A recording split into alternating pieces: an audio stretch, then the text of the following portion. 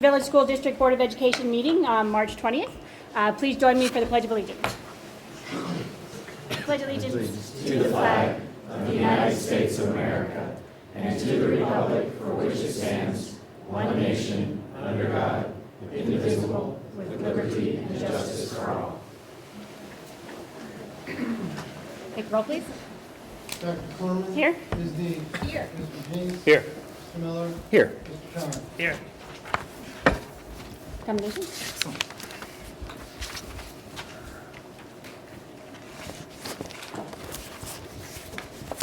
Wow, it's a full house tonight. I love it. So this is the section of our board meeting where we get to commend a variety of staff and students for their accomplishments.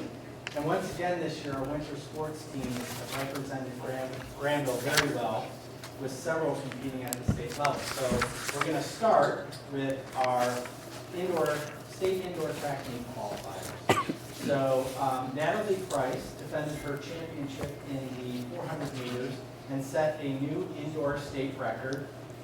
She also finished a close second in the 60 meter and qualified for the New Balance National Indoor Meet, where she placed 8th in the 400. So needless to say, she did pretty well. And Natalie, where are you going to college? Indiana University. Exactly. So you're going to learn the whole fists and blades things really, really quickly. I had to learn. So it's very different than OHIO. And then the girls 4x400 relay team of Natalie, Kylie McFarland, Destiny Braden, and Gracie Dennison placed 3rd at the state meet. And Forrest Lee placed 3rd, with the personal best in the triple jump. So I'd like all the students who competed at the state meet. Yeah. Forrest placed second in Second? the triple jump. Yes. Oh. He was first for a brief moment. Well, we want to make sure it's accurate. Thank you very much. And Coach Green, come on up and bring your qualifiers. We have Johnny Lukens, Forrest Lee, Noah Green, Penny Hunter, Sienna Winston, Goldie Addy, Ate, Annika Green, Natalie Price, Gracie Dennison, Destiny Braden, Megan Gumry, Anna Green, Kylie McFarland, Riley Zink, Rosie Lamb, and Alyssa Christian. Come on up.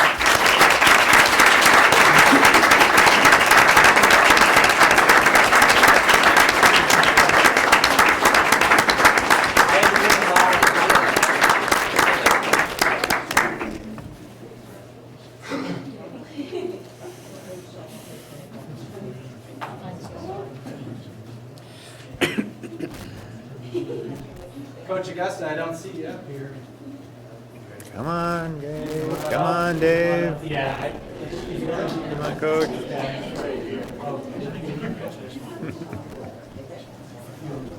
You're stuck. All right. Now you gotta scoot together so that we can get a picture of all of our participants. Well, that means you gotta Sit back here. form 2 lines. I am feeling like, I'm probably not. But see what happens. Oh, there they go. This is an intelligence test. Nope. Yeah. I'm hoping up to this. There we go. Almost. Hit this tall board up.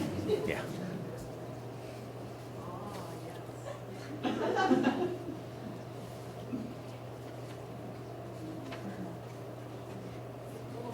Very impressive.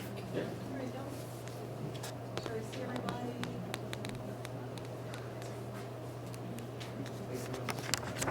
Congratulations.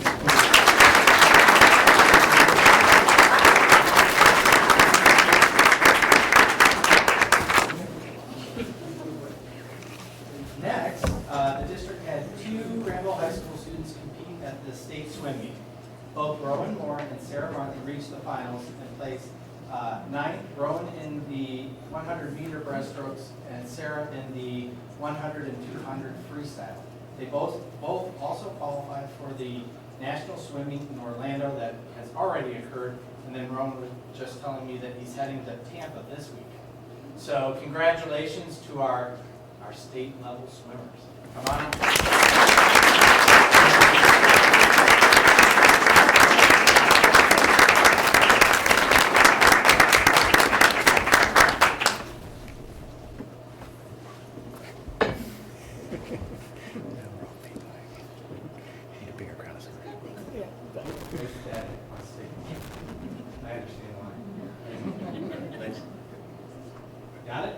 right, congratulations.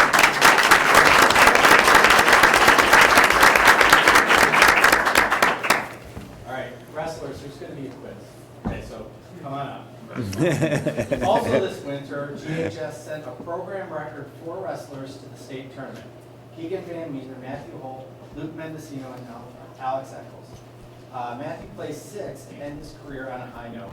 Congratulations to the wrestlers and their coaches, Coach Mendocino and Bergeron, come on up. But I was going to ask you to tell us your records this year.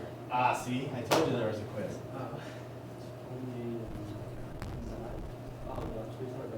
Forget all those losses. All right, close. 2010. Okay. I don't remember any of the wins. Okay. 29 or what? Excellent. Excellent. All right. Very good.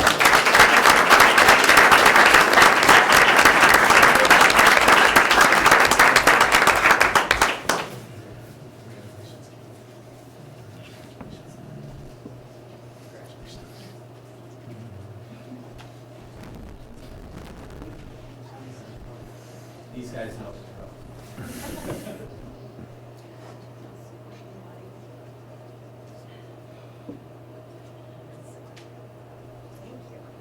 Thank you. Thank you.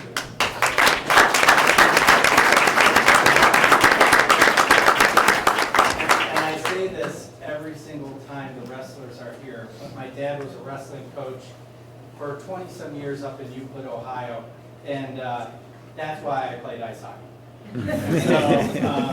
But wrestling is a phenomenally difficult sport, so I took my talents to the ice. And then finally, the board would like to recognize 3rd grade teacher Jane Ludwig for the recipient of the 2017 Leslie Tibi Travel Grant from the Licking County Foundation. This summer, Jane will be traveling to Italy, Switzerland, and Spain before ending her trip in Paris. During her travels, Jane will observe schools and teachers, visit museums, tour cities, and learn new languages, try new foods, and experience a different way of life. She will then share these firsthand experiences with her students. As the Global Education Chairperson at GES, Jane will have used these added resources and experiences to share with the staff and students. As the district encourages global education as an integral part of our curriculum. We are excited for Jane to have this experience and bring it back to all of us. So congratulations.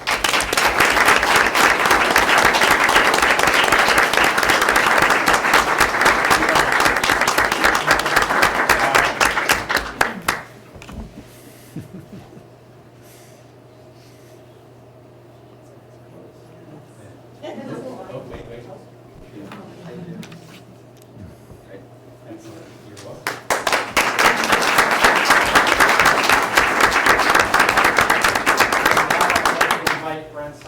Up from the U.S. Fish and Wildlife Service as a little interview in our program. So go ahead, Brent. Quick here. So this is all going to be related to the Lan Lab project that we won in 2011. I would like to say this is my absolute privilege to be a part of it. And one of the coolest things has been just watching it grow. You know, from that first vision that first planning group had. It's been absolutely amazing. I'd like to say thank you to the school board for being so supportive and progressive as you search to find new and unique ways to enhance the educational opportunities here at Granville. Truly amazing. You guys are awesome. The most important thing is the quality of the students who have participated in these planning groups.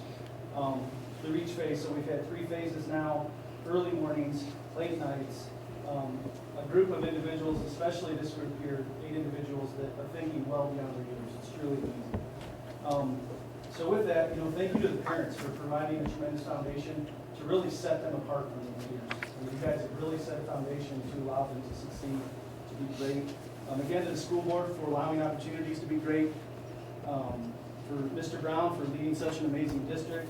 And last but not least is Mr. Jim Redding for superhuman leadership. That's what I think. These 8 individuals that are here tonight on this planning team have shown amazing dedication, vision, passion for the Lan Lab. Again, it goes beyond their years. It's been truly amazing. One of the best projects that I've ever worked on in my career.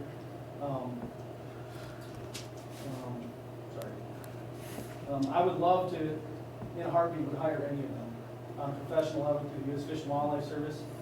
So I would be delighted if any of you would choose a career in natural resources or some conservation field, and it would just be delighting for me. Until then, what I would like to do is extend an official invite for you to volunteer with the U.S. Fish and Wildlife Service. So to do that, we can pick these up after, but I have official volunteer.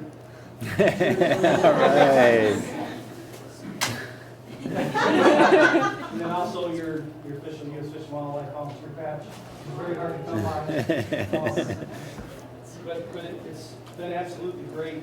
And future recommendations, I would happily put my signature on any request for a recommendation that you guys would need in the future.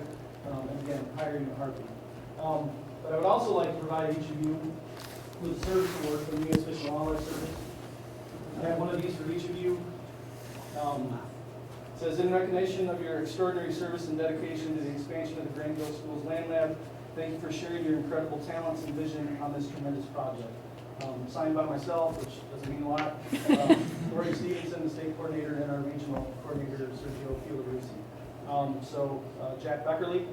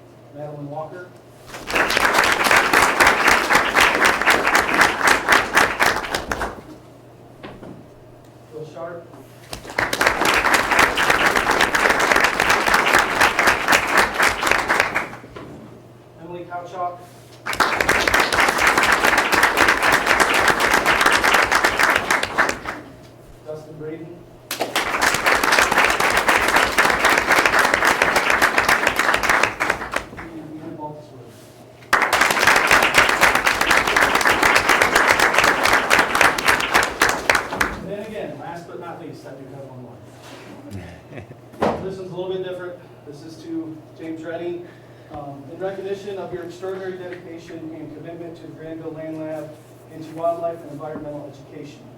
Thank you for sharing your incredible leadership and inspiring our future environmental professionals.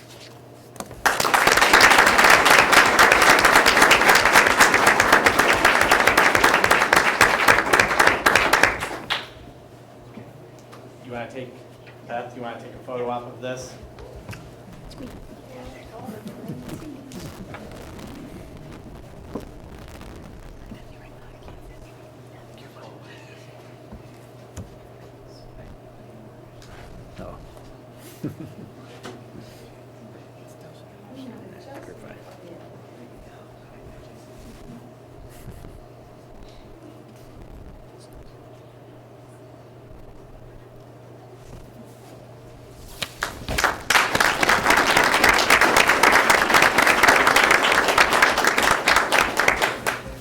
I'd like to invite Justin Thompson up to talk a little bit about the student body.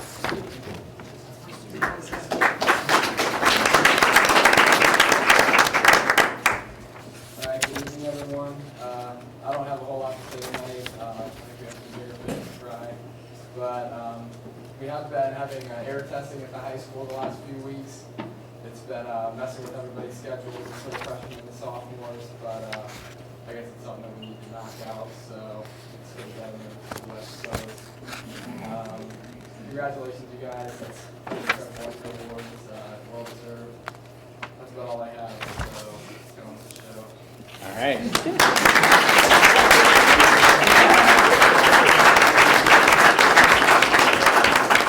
Justin is learning how to lead by being brief. Everybody appreciates that, I guarantee it. So this concludes our commendations. So at this time, if you are interested in leaving, now's your chance. So thank you for coming.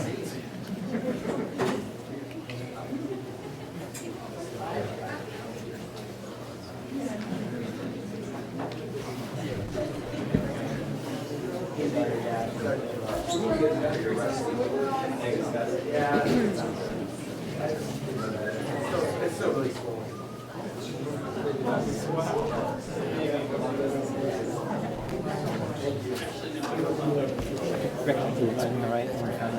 many years of napping in school and wrestlers look like wrestlers? I know, still. Maybe a little bit, but I don't know. No mistake. Yeah.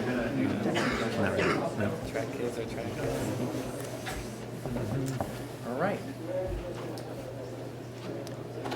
So, before Ryan gets queued in and queued up, I wanted to just introduce this a little bit. Several months ago, the Board of Education asked us, as part of an ongoing dialogue about substance abuse in and around Granville schools. We talked about, and in a work session, identified 4 different areas that we were going to prioritize to research. And one of the first things that was discussed was having a consistent K12 curriculum. And so Mr. Bernath has been leading an effort to identify that curriculum and do any resource selection. And tonight he's going to talk to you a little bit about the process that he's followed and the outcomes that you articulated. So, Mr. Bernath. Thank you. Good evening, everyone. The Substance Abuse Prevention Committee has been hard at work for the better part of 5 months this year, doing more reading about substance abuse programs than I ever imagined I would do in my life. And thankfully, there's a lot of information out there. So I want to just give you a brief snapshot of what we've done and also where we're headed, because we're not quite finished with this process, although we're definitely nearing a point where we're going to make some decisions here in the future. So just to refresh your memory, the 4 areas that we were charged with the finding was a substance abuse prevention curriculum that was K12 in nature. It was backed by research and best practices and can be used by all personnel. I don't mean by just teachers, but coaches as well could be using this particular curriculum, and has a robust parent and community component to it. Those 4 things proved to be actually very difficult to find programs that fit all 4 of those things. Many programs fit, like for example, they were K12 in nature, but then we would find the research was lacking, and I'll expand on that a little bit more here in a second. The committee, we had teachers from each building, especially teachers that would be involved in the presentation of this material. We had school counselors from all the buildings involved, the district nurse and health clinic aides, and then the principals from each of the buildings. So we had a wide range of people on the committee that was going through these different resources and giving different perspectives. You know, the nurse and health clinic aides bring a different perspective than principals would, for example, in terms of looking at this particular curriculum. So it was really good to have a diversity of thought within the committee as we went through it. So we looked at over 70, and that's a rough estimate. It was probably well over 100 by the time we got all finished. Programs and curriculum that we went. Some of the places we went to see that, find that information, were different clearinghouses. Like for example, there's a What Works clearinghouse that has a lot of K-12 programs. You can go there and find information about the research done on those programs and their effectiveness. We went to the National Institute of Health website, which has a lot of information, and also the National Institute of Drug Abuse. That's actually a very extensive website where we did a lot of research in terms of the different programs that are out there. What we found was there are very few programs out there from a K-12 perspective that have validated research to support the findings that their program, that curriculum actually leads to some positive impact in student ATOD use. And it was surprising, number one. Some of the programs, I don't want to mention them by name because I don't want to embarrass any districts that may be using them, but one in particular that you see a lot of t-shirts being handed out to students for actually has a negative impact. Like if students go through that program, they're more likely to have interactions with alcohol, drugs, or tobacco. And that was the case for several well-known programs that we would recognize by name if I mentioned them. So that was very eye-opening. Now, those were, they weren't meta-analyses of studies, they were individual studies, but still to get that kind of data from a pretty large sample size in most cases was kind of disturbing. Once we got down to a few that we had identified that had some positive research, each committee member was tasked with research, and part of that research is we reached out to other schools in Ohio. So what we found was, the first place we reached out to was local schools. Nobody really has any defined program. It's really done building by building by building within each district, which is exactly what we did as well. Then we reached out to our similar school district, the 20 schools that the state identifies that are most similar to us in a variety of demographics. And we found one school, Oakwood in Dayton, that actually has a person tied to a substance abuse position. It's a part-time counselor position in that district, and then the other part of their time they actually serve in a council role doing various jobs. But their job is to basically have a unified effort in their buildings, K through 12. Other than that, that was about it in terms of schools that had those kind of programs. And even Oakwood, when we talked to them, their approach was very piecemeal. This building did this, and this building did this, and they kind of shifted. There wasn't a consistent curriculum or a consistent effort K through 12 that was devised. So all that research, those conversations, reaching out to different groups, these are the 5 programs that really made the first cut that we did some more extensive research on. And I highlighted the first 2 because those are the 2 that really rose to the top through this analysis. One is called the Life Skills Program, and the other one is called Too Good for Drugs. Drug-Free World, Project Alert, Brainpower, great programs. Their limiting factor in most of those cases was they just weren't K-12. For example, Project Alert is something we've used in the middle school, but that's about the scope of that particular program. Brainpower is something we want to continue to use in the future, whatever curriculum we end up choosing, which you'll get a pretty good idea which one that's going to be by the end of my presentation. Brainpower is going to be supplemented. The curriculum is not just we do this one curriculum.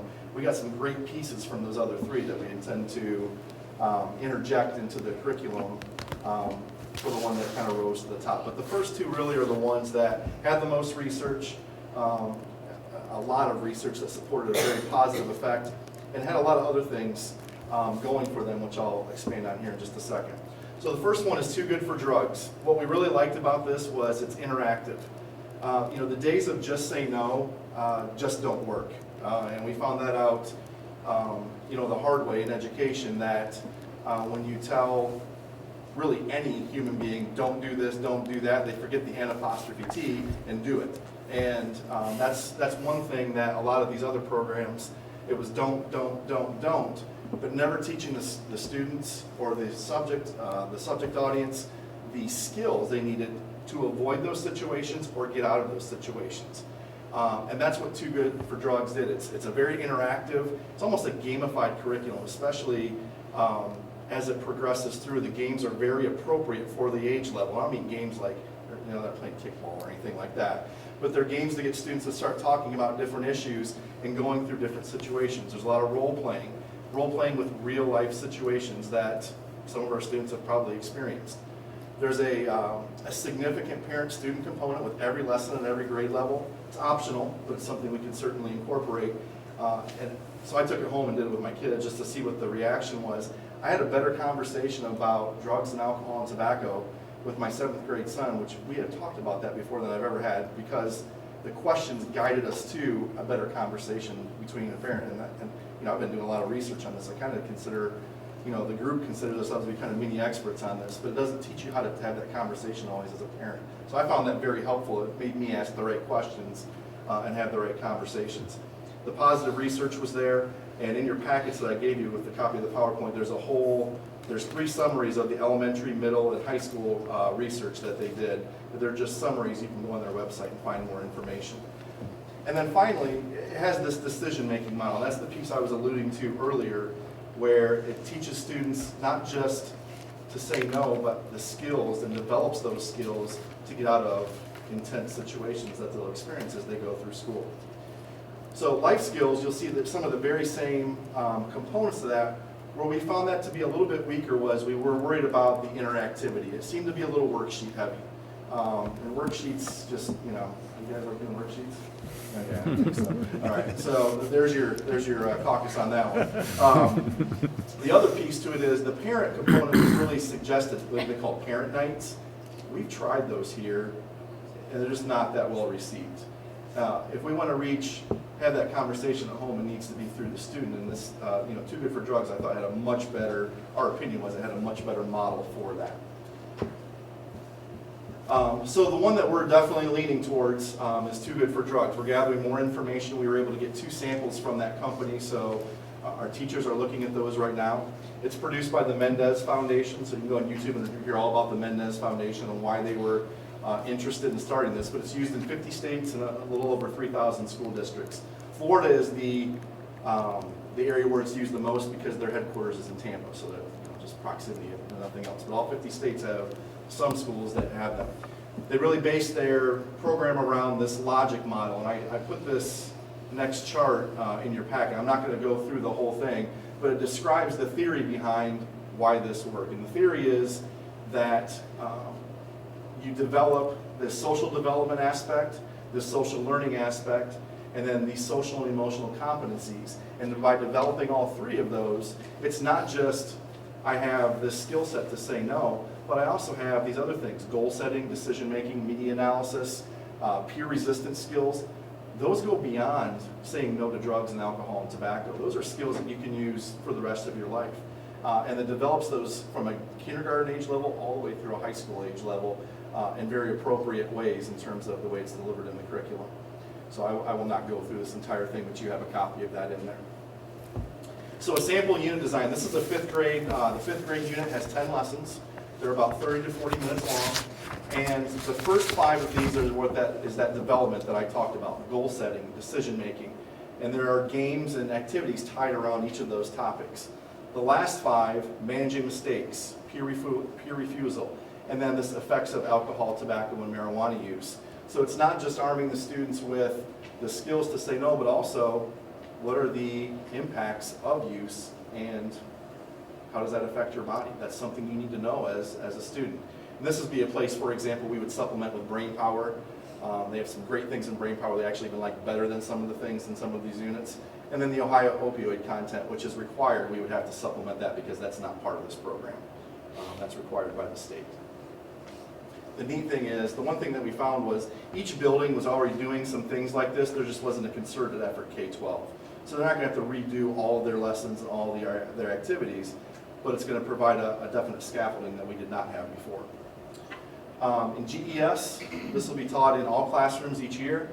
GIS, we probably won't do it by classroom because students move classes, they're put into groups based on maybe their English class or their math class, or maybe even like what class they're in during a SMART period at the intermediate school, but each student will be able to have access to that curriculum.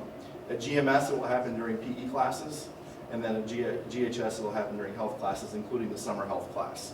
We'll make sure that it takes place during that time. It'll be delivered by? It'll be delivered by, it depends on the building. So, and we're actually going to talk about the training, but I'll mention that now because it's a perfect segue for it. We are going to train a small group of people, and it's going to be delivered by a small group of people in the district. So, for example, at GES, it's going to be Isabel Thatcher is going to be delivering most of that content. She's the counselor. She already does programs like this. She's going to modify to fit this program and take things out that overlap, obviously with what she's done before. So the health clinic aides, our school nurses, our counselors, those are going to be the people that are delivering. People who have an extra level of training in this. Now, down the road, we will want to involve teachers more. But initially, it's going to be a very small group of people who have served on this committee and who have a passion for delivering this content to our students. One nice thing about Too Good for Drugs is we have a school not too far away in Marion that's implemented in the middle school and high school, and they're planning on doing K5 next year. So I called them up and said, can we come visit? Well, they were already done with all their training for this year, so it didn't really do us any good to go visit. But here's the kind of, I used some words for what they talked about. No doubt it was the best choice for us. And I had $1 for every time they said that in our conversation. I think I could have bought dinner for everybody tonight in here. So they could not have been, I'm like, you guys should be salesmen for this particular program, but it really fit their needs because it starts a conversation. And the conversation is what they were looking to start in that particular community. They actually made the drug-free pledge as part of the student's career portfolio in this particular program, which I thought was kind of an interesting idea as well. And then they really encouraged us to get the training involved with this. So our next steps, and to wrap this up, our next steps is to get a student perspective. So the high school actually has, and the middle school have, the 8th grade kit, and they're just going to run it by some students that are currently in PE and health classes and you get their perspective on it. Is this something that you would pay attention to, something you would enjoy talking about, something that's going to make a difference? Or is it too juvenile, for example, at the high school level? The world-class education and whole child committees, we'll get a chance to take a look at this as well. Training for staff, we would try to get done this year towards the end of the school year so that the staff could work on materials over the summer if they chose to. The purchase, though, would be after July 1st. This is budgeted into next year's money, so that's why it's after July 1st.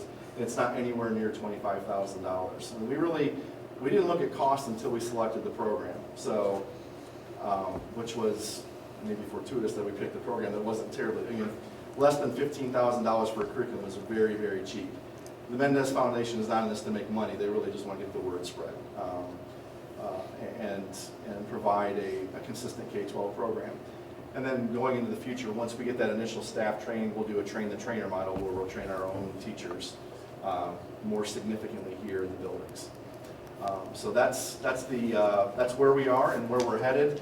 This last portion right here will all be done within the next month to 6 weeks. So we're going to kind of wrap this up. And if I had to tell you right now, Too Good for Drugs is definitely the direction that we're leaning, and we're excited about implementing it in schools for next year. If you have any questions, I'll be glad to answer them right now. Ryan, do you want to talk a little bit about the research that you put in the packet? Yeah, that was the middle school, elementary, middle school, and high school research. They just had like 1 or 2 page summaries, actually maybe more than that by the time you print them out, but of their work. If you go on the Too Good for Drugs website, they have much more extensive numbers. This just gives an overall summary. One of the things that I thought was interesting in really most of the research we looked at, there's this immediate impact that any kind of intervention education has on a student's choices or the person who receives it choices. And then there's an intermediate effect, which is 3 to 6 months, and then there's a long-term effect. And that long-term effect, there's not a lot of research out there on the long-term effects of any of these programs. And most of it's that intermediate 3 to 6, maybe 12 months away, do students' attitudes and behaviors change because of this program. So I put the summaries that they had on their website, and we were able to find some other places about Too Good for Drugs. One of the studies had, I believe, I want to say 12,000 Florida elementary school students. When I say elementary, I think it was a 5th grade or 5th or 6th grade group of students that they did a research on, independent research on, and how did it impact their attitudes and behaviors towards drug and alcohol use. And they actually really focused on areas where there was a high percentage of, I mean, it's hard to say, but 5th or 6th grade kids who are at risk for alcohol, drug, and tobacco use. Doesn't seem right, 10, 11-year-old kids, but that was the reality of the environments they chose. And how long has this curriculum been around, and are they pretty active in supporting its evolution and continued development and so forth? Is that a part of the package? And that was actually answered pretty quickly, because when we started looking at this, I want to say back in October, September, at the first of the year, they actually had a revision for the high school and a revision for the middle school that was posted on their website. So it looks like they revise it every 2 to 3 years, which is a pretty normal revision for a curriculum. Okay. But the high school one was just revised this past year, so they have some pretty good support in terms of the foundation behind that. That's pretty solid, and there's a good cash flow, I think, for that research to take place. The father who started this was very passionate about helping schools in this particular aspect. Great. So, middle school PE, high school health, everybody's going to pass through that curriculum. There's no ways of waiving out of those classes for any reasons. Not everybody. There's going to be some students that if they choose to take health elsewhere, we're not going to be able to give this curriculum to them. That's part of the communication model that we're going to have to share with parents as well. Do you have a sense of percentage-wise how many kids that might be? For the health class? Yes. 2%, 1%. Okay. I mean, I could probably count with both hands. Okay. A lot of students choose our summer option. Yeah. So they'll still get access to this curriculum. Okay. PE, kind of the same, Yeah. 10 to 12 students a year, maybe. Okay. So we'd like to get everybody, but that is a vehicle. There's not the room in the schedule at the middle school to just pull out and have a separate course for this. Right. I mean, we have to find places to embed where it's already embedded. So that was our challenge in middle school, high school. And, those are the best places to get the most coverage. Okay. Now, PE at the high school will not be a good choice because of the athletic Right. we had. So that's why we stayed away from PE. But health class, most students take it. Okay. Thank you. I'm excited about, as I think when we started this conversation, we were brainstorming about what we wanted to see in terms of, this topic area. Definitely being able to take skills beyond Granville was really what I wanted to see, because, it's one thing to teach them to do what they, living in this environment, but I think we really need to prepare them for what's beyond our walls. And I'm excited to see that that's what this curriculum, they'll be able to walk away with things that will help them beyond our walls. So I'm excited about it. I think the one thing that Ryan and I had a lot of conversation around was that a lot of school districts were in the exact same position that we were in. But, again, this board has brought the conversation to the forefront and talked about it, and we're being a little bit more strategic in our approach and how to address it. And so let me just take a second to review some of the steps that we've taken. So we used to rely on the Pride survey for data. We switched to the OES survey that was given in the fall, and we're still awaiting results. Mr. Durst, I think, has sufficiently harassed the OES coordinator at the state level, but we're looking for that data to compare that data to our Pride survey data. So again, we have the right inputs and outputs and a match to our student population. I think that's critical. Step 2 was really engaging in this resource adoption process and making sure that the curriculum was K12, and that it's a vertical conversation that aligns and scaffolds to build the competencies for when they're in Granville, but really when they're out in the world. In April, we will resurface the actual random student drug testing conversation with a review of a policy that was written by attorneys at Bricker and Eckler, specifically related to what we were asking, or at least you had asked from a process perspective. And then the fourth and final piece will be what decision we make related to random student drug testing and the implementation of that program. We have also done vendor meetings with anybody that potentially could provide that service, and we know which vendor we would go with based on their history and success in other communities. So we're priming the pump for whatever decision you make related to that decision, okay? Or that decision point. So more to come in April. I will be working over spring break trying to refine the policy. We got the policy back. There were some issues with it that didn't align with what we kind of had articulated. So we're going back, fixing those things so that at the April board meeting we can do a presentation. Okay? Any questions about the aggregate approach? No. I'd like to thank Thank you. Mr. Bernath again for his leadership in these areas. He is becoming a mini expert, not mini in stature, mini in mini in content from the standpoint of, global. Okay, I get it. That was a little mean. I didn't mean it to come out like that. But our decision points for global language and this curriculum. So thank you very much for his leadership.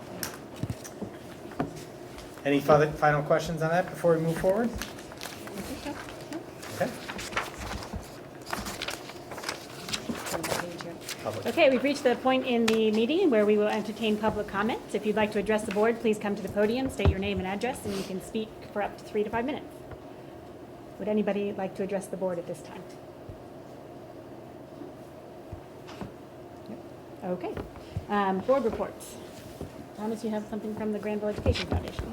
Yeah, quick update from GEF. A couple of things. First of all, the date is set for the second annual alumni reunion, which is Saturday, July 1st. And you're all invited 2 o'clock to 5 o'clock to participate in that event. It was a fantastic success last year, and we've gotten a number of requests already for when it's going to be and so forth. So I think that's going to continue to be good.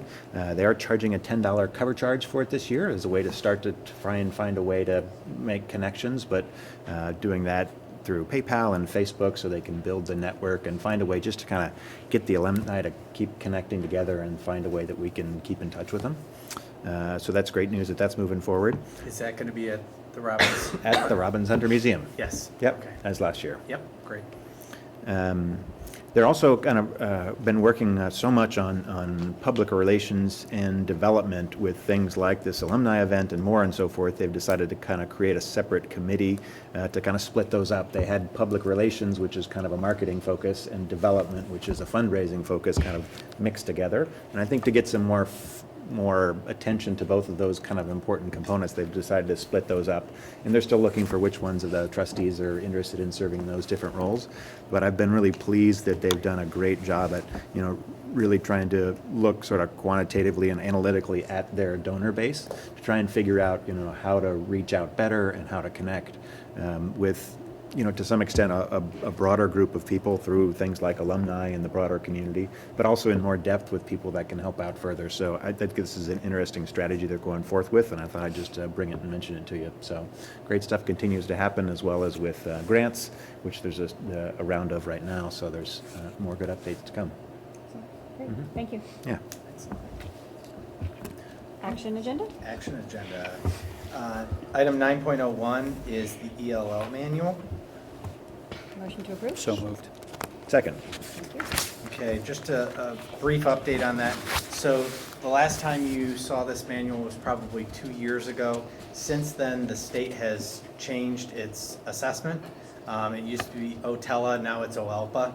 And with the switch to a new assessment, there were different exit criteria that were established. So it took the state of Ohio quite a while to determine those exit criteria and communicate them.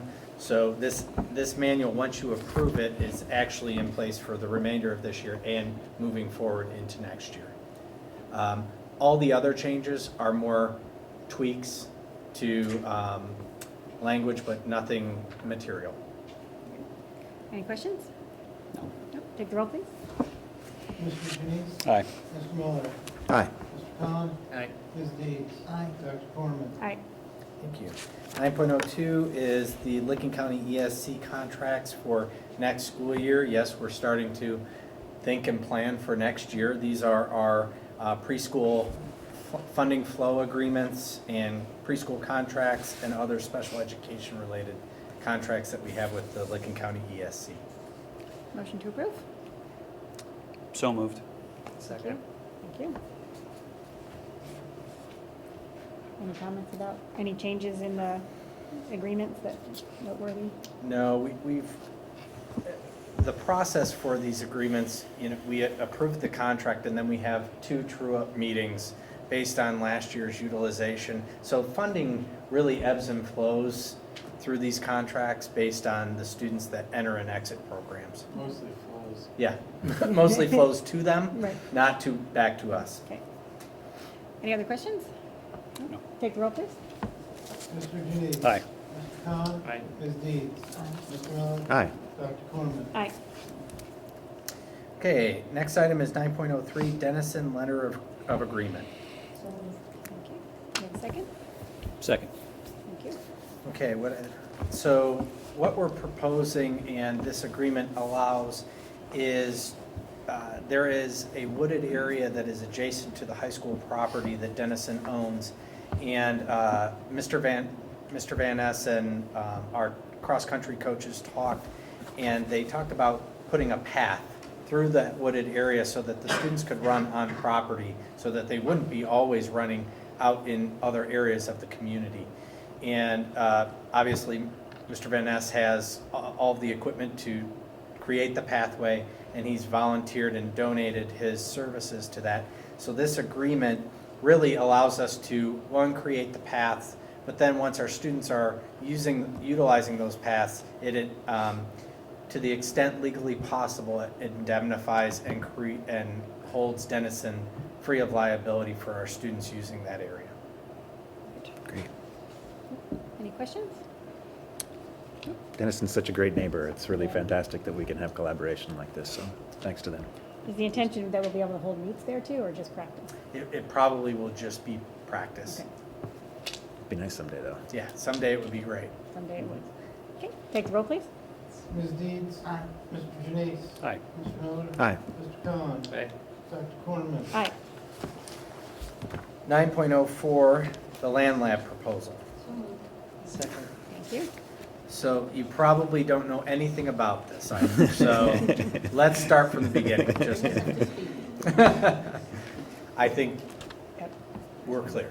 Yeah. The work session was really useful, I thought, and I think any questions I had anyway certainly got answered at that point. So I just want to thank everybody involved for all the, sticking with us and all the information that you've provided us and, continue to answer our questions. So that was very useful. So thank you for that. Any other questions or comments? No, Okay. you did stick with us. We appreciate it. We put you through the ringer. And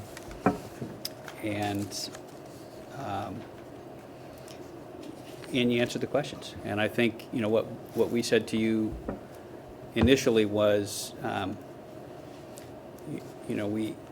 we certainly love the Lan Lab. We love what you all are doing and the passion that you bring to the project. And I think we're probably all in favor of preserving precious land in the community, but we needed to see the curriculum aspect of it. We needed to see where the value add was there, and you did that. You crossed all the T's, dotted all the I's, led us. We were maybe a little slow to be led, but you led us to it, and we appreciate that. Thank you. Sure. Okay. Anybody else? Take the roll, please. Ms. Deeds. Aye. Mr. Khan. Aye. Mr. Miller. Aye. Mr. Janine. Hi, Dr. Cornman. Aye. congratulations.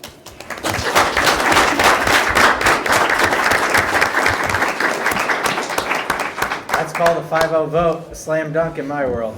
So, congratulations. And what I really appreciated when we were sitting here last Monday at this time is how you talked about project-based learning and the impact that had on your level of engagement. And Jim, you are a rock star, I tell you that, but I don't want your head to get too big. But you do a fantastic job of really allowing that authentic learning piece to come alive, because you couldn't artificially create what your students demonstrated. It would be impossible. It was authentic, and it was a pleasure to watch. So congratulations.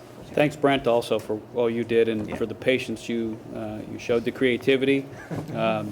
You continue to, every time we put up another obstacle, you responded yes, and we appreciate that. Okay, excellent. Very good. All right, action item 9.05 is just a smattering of a few policies that come out of legal updates. So adoption of board policy, second reading, and policy. Amy, do you have a comment? It might be charitable to suggest that it's okay to leave. I was going to get this item out of the way and then release them, but you can go right now.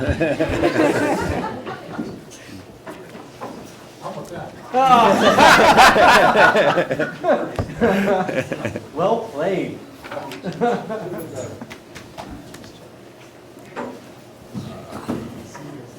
Nice.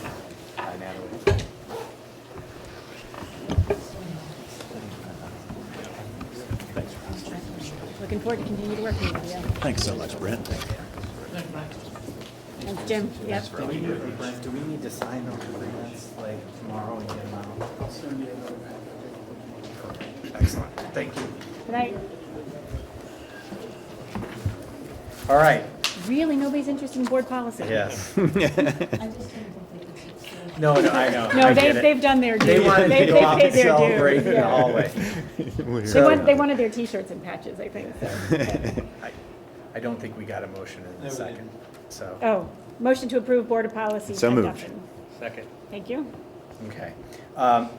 I went through this laundry list at the last meeting, just talking about some of the requirements. I can guarantee you that there are at least 5 to 7 of these that will change in short order related to the budget, and educational policy in the budget related to College Credit Plus and graduation requirements for sure. So I'm sure we'll pass them and in short order have to repass them. You're not talking our budget, you're talking. No, state budget, budget, state yeah. budget, yep. Any questions? No. No? Take the roll, please. We're not going to read them? Approved. No. Say aye. Mr. Khan. Okay. Ms. Deeds. Aye. Mr. Janine. Aye. Dr. Corn. Aye. Thank you very much. All right, the consent agenda is 10.01 A through C9, as well as the 2 items on the addendum. So moved. We have a second? I'll second. Thank you. All right, let me highlight a few things. As always, we have several donations that we would like to recognize on behalf of the community. We appreciate those donations. The other item I would call your attention to, we have 2 resignations. Amber Gilsdorf, the Granville High School school counselor, and Christine Quinter, who is a high school math teacher. Not to minimize Tiara's role as an assistant track coach, but Amber and Christine have been amazing staff members over their tenure. Amber's a little bit longer than Christine's. And, you know, when you hire great people and they have families, they leave us. No, I'm just kidding. But I think, Amber, if there's one person that I have received letters upon letters about, it's Amber Gilsdorf, and the impact that she's had on students in high school, but also beyond high school in their college application process.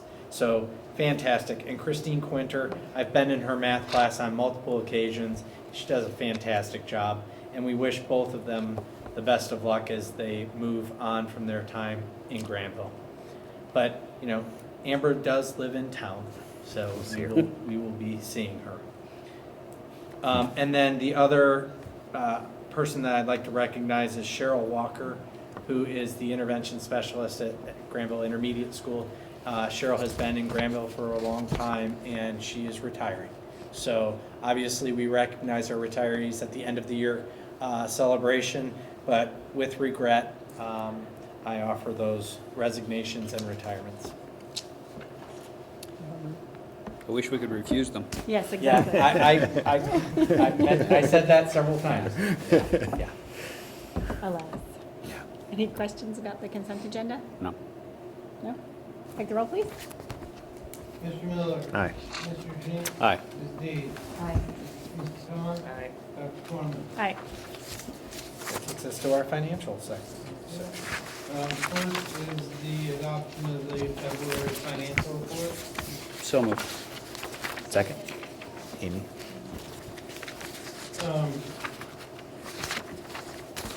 Much like the last couple, it's the boring report, which is I like boring reports.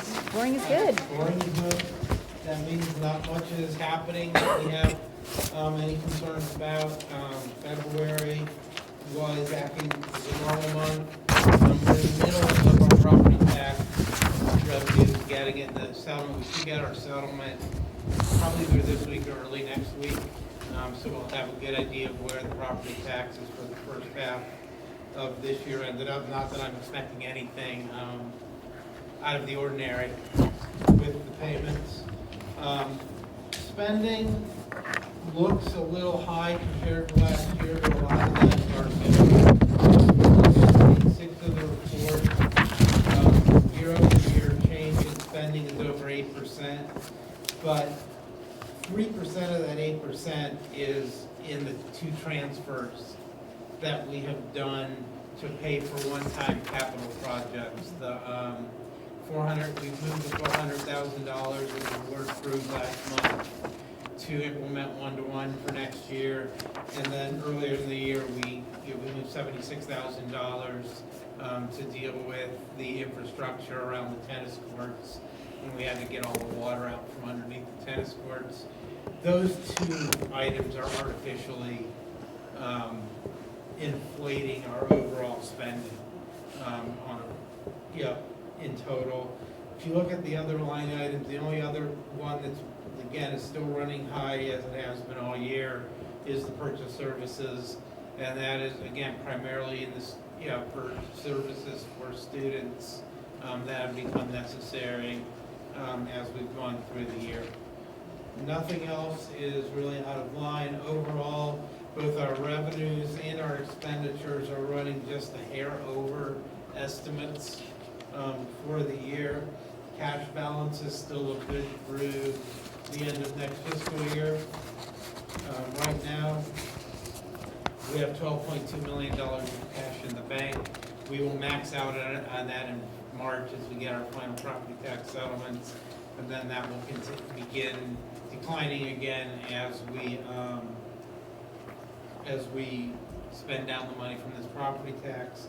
Again, because we are still in good, in a good footing for our cash for the next period, I was able to take about $750,000 of CDs that matured last month and invest them out another 18 months. And the interest rates have finally gotten just a little bit better. So we're actually getting a little bit of return on those that we haven't been getting in a while. But we're still okay. We're still okay with that to go out 18 months because of our overall where we are in cash, at least in the next year and a half to 2 years. Great. Any questions for Mike on the February financials? There's our celebration. Yeah. Cheer. Yep. Mike, if you- on the expenses, when you take out the one-times, you're normalized at about just over 5%, About 5%. which is, you said, slightly ahead of where you budgeted. It's You don't- I mean, you don't we're- foresee we're- anything- We're like $68,000 ahead of where we're expecting to be on, well over $10 million at this point. So it's, basically rounding error, running ahead of schedule right now. Nothing that is of any great concern. Thank you. Anything else? No? Take the roll, please. Mr. Junid. Aye. Ms. Dean. Aye. Mr. Thomas. Aye. Mr. Miller. Aye. Dr. Corman. Aye. Thank you. Next item is revised current fiscal year appropriation. No. No, the Next one? transportation. Oh, sorry, I missed the transfer. Sorry, transportation, payment lieu transportation, sorry. So moved? Second. Thank you. This is, if you remember a few months ago, with the moving and opening of the new Marburn Academy, you got deemed transportation to Marburn impractical for what it would take to take the 8 students who are going there to provide a bus. And to do that, this is now just authorizing the payments that the state requires for payments in lieu of the transportation. This is actually authorizing me to make the payments other than just deeming it impractical. 8 current district students, how does that compare to the past and what our forecast is for the future? Well, it's compared to the past, Marburn was outside of the 30-minute, Okay. and so it wasn't an issue until they opened their new facility in New Albany. Just for kind of a curiosity of enrollment numbers, though. Some of the students have never spent time within our schools. Okay. Parents have moved in and kept their children there. Okay. And then we've had a few that have chosen that option based on the needs of their students. Okay. I think we're at risk in future having more kids go there because of the proximity of the new facility. It's 15 minutes from here. And if they don't make adjustments to the Peterson scholarship availability, and make that more of a demonstration of required need, then I think we're at risk. Because if we say no to a service, potentially in a situation like that, parents can choose that option without any recourse on our part. Okay. Any other questions? No? Take the roll, please. Mr. Miller. Aye. Mr. McCollum. Aye. Mr. Janice. Aye. Ms. Deeds. Dr. Corman. Aye. Thank you. Okay, now we're to the appropriation resolution revision for this year. So moved. I'll second. Okay, Thomas and Russ. Okay, there are just 3 changes from the original appropriation that we passed back in September at this point. All are related to specific items. The Fund 401, which is the auxiliary services, which is the money that passes through us to Granville Christian and to Welsh Hills. We got the final payment for that in February. The payments were higher than we had been anticipating, and higher than the original appropriation, so we need to go back and up that appropriation to match the funds. They have to spend the money this year because it's the second year of the biennium. Anything they don't spend, we have to return to the state if they have not spent it by the end of August. And that's why we need the appropriation for them to spend it. Second line item is in Fund 590, which is Title 2A, and it's just tying it to what our actual allocation for the year is. We had not had an exact number until we finalized some paperwork last week. And then the third is just a small increase in the food service fund. There's plenty of cash there. We needed to do about $3,500 of repairs and replacement on equipment that we had not anticipated. So this is just to accommodate that portion of it without eating into the portion used to pay AGI for the services. Everything, all the other line items, there's no change, or at least no material change. I think there may be one we changed by $5 to match something with one of the federal funds, but nothing that's material. Very good. Any questions for Mike on the appropriations? And we'll probably do this one more time. I anticipate we'll probably do this one more time in June, but maybe not. We'll see. Okay. Great. Take the roll. Mr. Miller? Aye. Mr. Janine? Aye. Ms. Deeds? Aye. Mr. Khan? Aye. Dr. Corman? Aye. Last item on the finance agenda is the lease of the farmland to Mr. Van Ness around the intermediate school. Second? Second. This is Mr. Van Ness has been farming this for a long time. We've done this in 3-year agreements. The agreement that he had been working under expired December 31st. Obviously, this is a smaller tract of land because of what we did a few minutes ago. This is a lease of 47 acres down from approximately 63 that he'd been using, and down from 100 where it had been before we started the Lan Lab project. We are doing the lease for $136 per acre, which is actually about 20% less than we were leasing last year. And there are 3 reasons why we opted to lower the lease cost. One, because we've cut back on the amount of land, is obviously fixed costs go up because it's across more or fewer acres with the fixed costs. The second is because honestly the farming market has become much more difficult in the last couple of years with prices. And the third is because we no longer have to pay property taxes on that land because of the Supreme Court decision last year that allowed us to have those fully exempted regardless of what purpose that we are using the land for. Good. I have a question, just a general. Do you know what the profit per acre is for a general, like what the revenue stream is for per acre of a general corn or? I do not. Okay.